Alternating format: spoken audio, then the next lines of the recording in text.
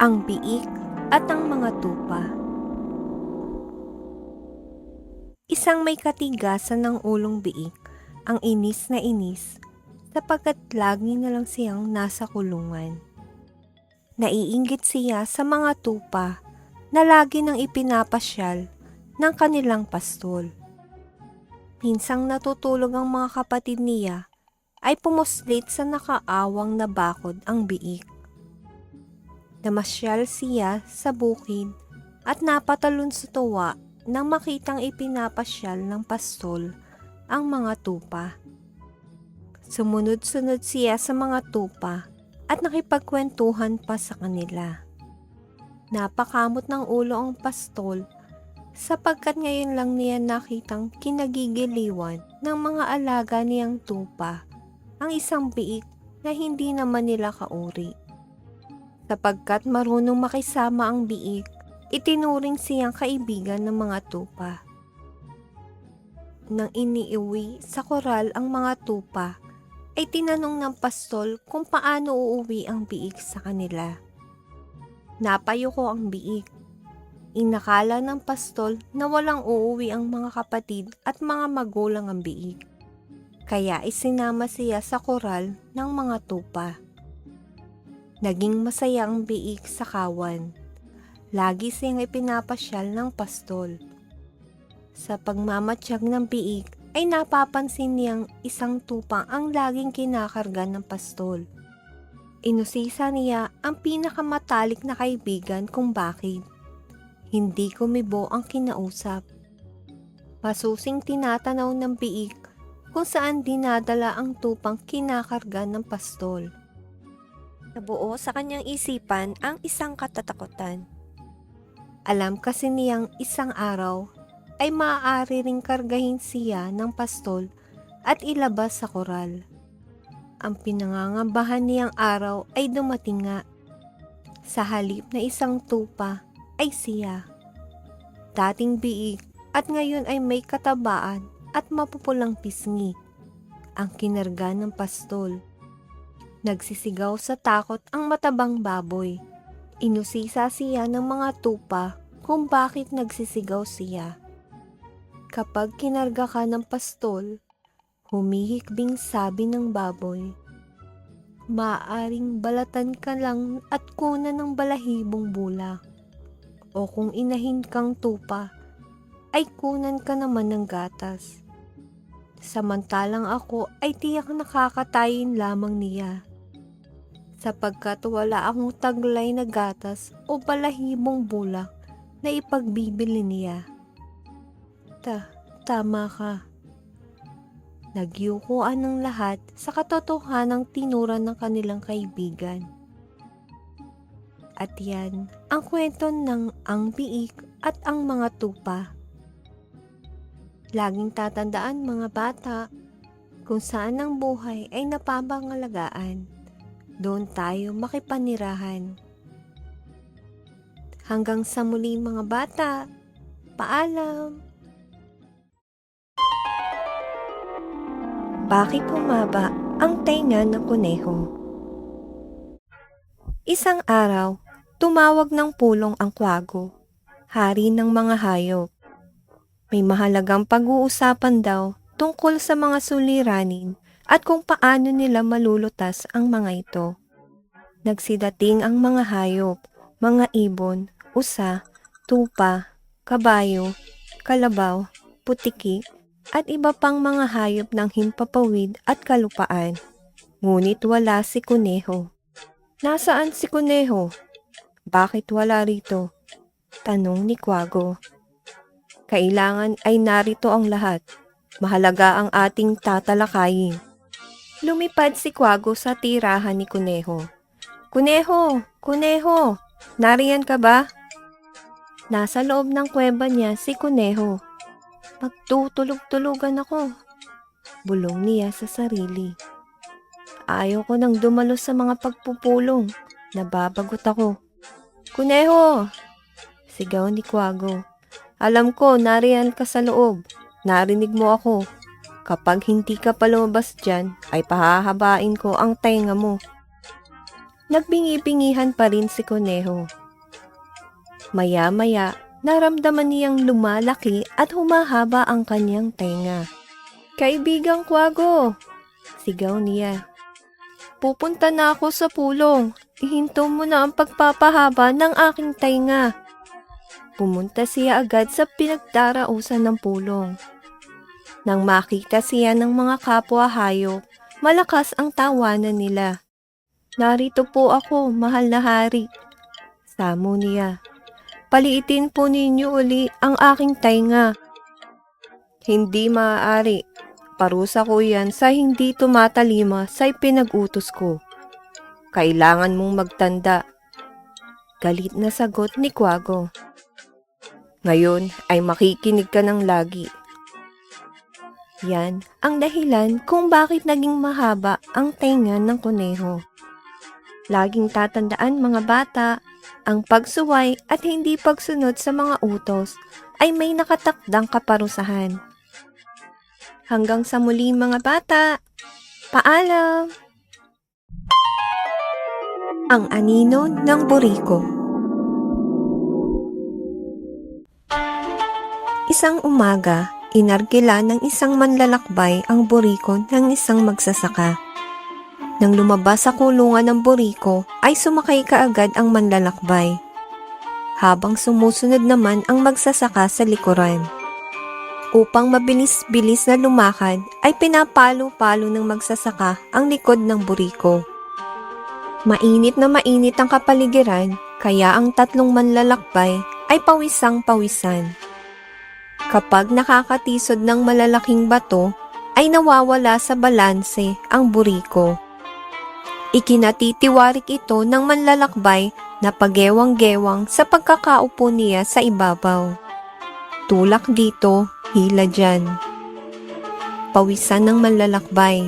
Humihingal naman ang magsasakang nasa likuran. At ang buriko, pawisan na, hihingal-hingal pa, bukod sa mga palong lumalatay sa likuran niya. Kaawa-awa talaga ang burikong sinasakyan na ay minamaltrato pa. Mabuti at naisipan ng manlalakbay na magpahinga muna. Sapagkat disyerto ang kapaligiran ay wala silang makitang punong mapagpapahingahan. Nang mapansin ng magsasaka at manlalakbay na tanging anino lang ng buriko ang mapagpapahingahan, ay nagunahan ng dalawa sa munting silungan. "Aba, akin ang pahingang iyan," pag-aangkin ng manlalakbay. "Ako ang may karapatan dyan sapagkat ako ang umarkila sa buriko." "Sandali," giit ng magsasaka. "Akin ang buriko, kaya akin din ang anino nito." "Sa akin ito," giit ng manlalakbay. "Hindi, akin ito." Galit na pagpupumilit ng magsasaka.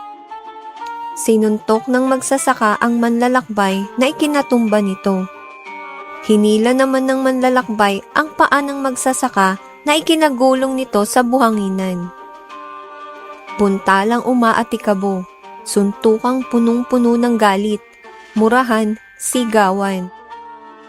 Nang matanawan ng burikong duguan ang mga mukha ng nagsisipaglaban at galit na nagsisigawan, ay nagtatakbo ito sa takot.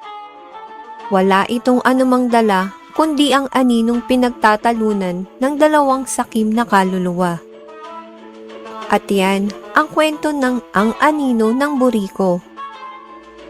Laging tatandaan mga bata, huwag nating kakalimutang pasalamatan ang sinumang ating pinagkakautangan.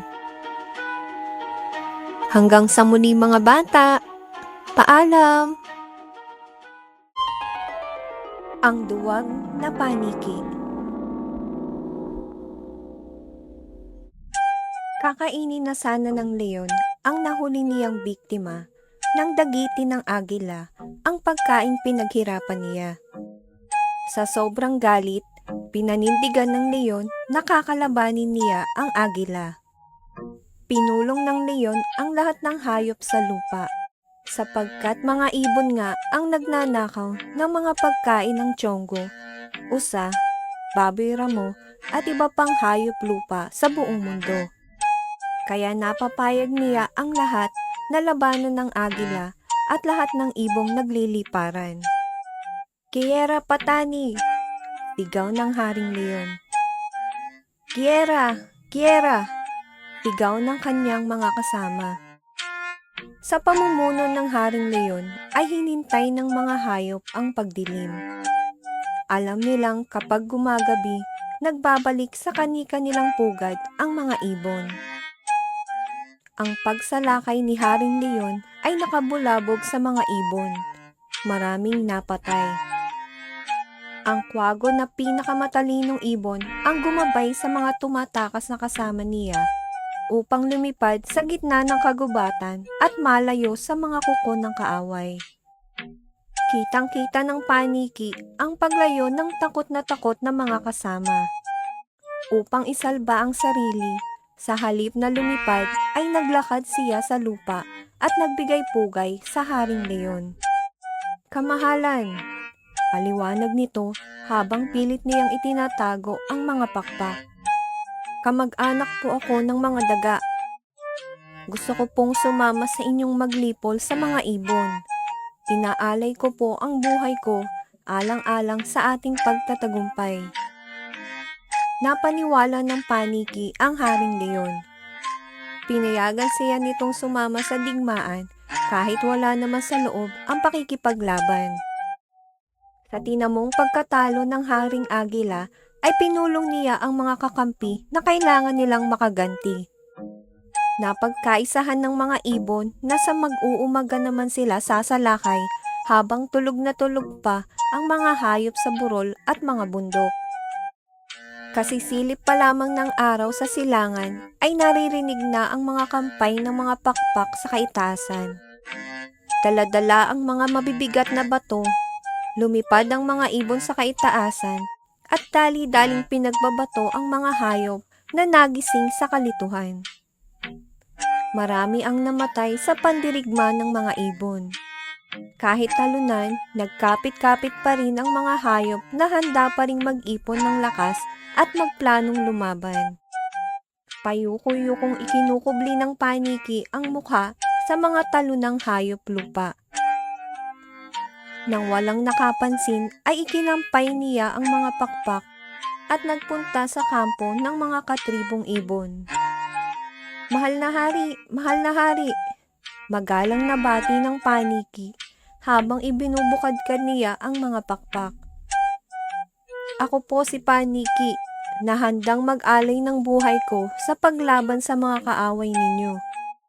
Ang layuning mag-alay ng sarili ay ikinahanga ni Haring Agila upang tanggapin ang paniki bilang kapanalig niya. Kinaumagahan ay paglusob naman ng mga hayop lupa ang isinagawa. Bihis pandigma ang mga hayop. May mga sibat ang mga tiyonggo at elepante. May mga sumpit ang aso, lobo at toro. Napag-isip-isip ng paniki, nakampihan ng mga hayop lupa. Pero nang manalo ang mga ibon, ay kampi kagad siya sa mga ibon. Sa mabilisang pakikipagdigmaan, ay mabilis ding iniiwan ng sigurisang paniki ang mga talunan. Di nakaligtas sa mapanuring mga mata ng dalawang grupo ang palipat-lipat na desisyon ng paniki. Sapagkat napag-isip ng dalawang hari na walang magandang kauwian ng digmaan, napagkasunduan nilang maging magkaibigan. Bilang parusa sa paniking walang sariling bait, pinalaya siya ng dalawang tribo. Sa sobrang kahihiyan, ang paniki ay lagi nang nagtatago sa mga kuweba kung araw.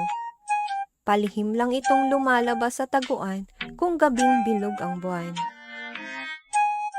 At yan, ang kwento ng Ang Duwag na Paniki.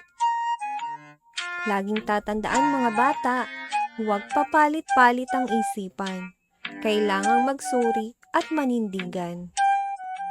Hanggang sa muli mga bata, paalam! Bakit may pulang palong ang tandang? Noong unang panahon, may mag-amang manok na napadpad ng bagyo sa isang baryo sa pulo ng Masbate. Ang ama ay nakilala ng mga taga-nayon dahil sa kawili-wiling mga palabas nito ng mga salamangka o mahika. Tinawag nilang Iskong Salamangkero ang kanilang bagong kanayon. Bukod sa pagiging magalang, masipag, mapagkumbaba, ay mabuting makisama sa mga taga-nayon si Iskong Salamangkero. Madali siyang nakapaghanap ng masasakang lupa na siyang pinagmulan ng kanilang kinabubuhay na mag-ama. Kung anong buti ng ama, ay siya namang kabaliktaran ng anak nitong si Pedrito. Siya ay tamad at palabihis. Ibig ni Pedrito na matawag pansin ang atensyon ng mga dalagita. Lagi na lamang siyang nasa harap ng salamin at nag-aayos ng katawan. Ang paglilinis ng bahay at pagluluto ng pagkain na siya lamang takdang gawain ni Pedrito ay higit pa rin niyang pinagkakaabalahan ang pag-aayos ng sarili. Kapag siya ay pinagsasabihan at pinangangaralan ng ama, ay nagagalit siya at sinasagot-sagot niya ito. Isang tanghali, dumating sa bahay si Iskong Salamangkero. Mula sa sinasakang bukid na pagod at gutom na gutom. Tinatnan niya na wala pang sinaing at lutong ulam si Pedrito. Tinawag niya ang anak, ngunit walang sumasagot, kaya pinuntahan niya ito sa silid. Nakita niya sa harap ng salamin ng anak. Nahawak ang pulang-pulang suklay at nagsusuklay ng buhok. Pedrito, magsaing ka na nga at magluto ng ulam. Gutom na ako, anak. Wika ni Iskong Salamangkero. Padabog na hinarap ni Pedrito ang ama at kanyang sinagot ito. Kung kayo ay nagugutom, kayo na lamang ang magluto. Ako ay hindi pa nagugutom. At nagpatuloy ng pagsusuklay si Pedrito ng kanyang buhok. Nagsiklab ang galit ni Iskong Salamangkero sa anak. Sinugod niya si Pedrito at kinuha ang pulang suklay. Inihampas niya ito sa ulo ng anak at malakas niyang sinabi, "Mabuti pang wala na akong anak kung tulad mong tamad at lapastangan. Sapagkat lagi ka na lamang nagsusuklay, ang pulang suklay na ito ay manatili sana iyan sa tuktok ng iyong ulo." At idiniinis kong Salamangkero ang pulang suklay sa ulo ni Pedrito. Dahil sa kapangyarihang taglay ni Isko bilang magaling na salamangkero, biglang naging tandang ang anak na tamad at lapastangan. At ang suklay sa ulo ni Pedrito ay naging pulang palong. Hanggang sa ngayon ay makikita pa natin ang mapupulang palong sa ulo ng mga tandang. At yan ang kwento kung bakit may pulang palong ang tandang. Laging tatandaan mga bata, huwag maging tamad. Ang pagtulong sa magulang sa mga gawaing bahay ay nararapat lamang na gawin ng mga anak.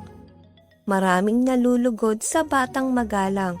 Huwag kalimutang gumamit ng po at opo sa nakatatandang kausap. Laging makinig at sumunod sa ipinag-uutos ng magulang upang hindi maparusahan. Hanggang sa muli mga bata, paalam!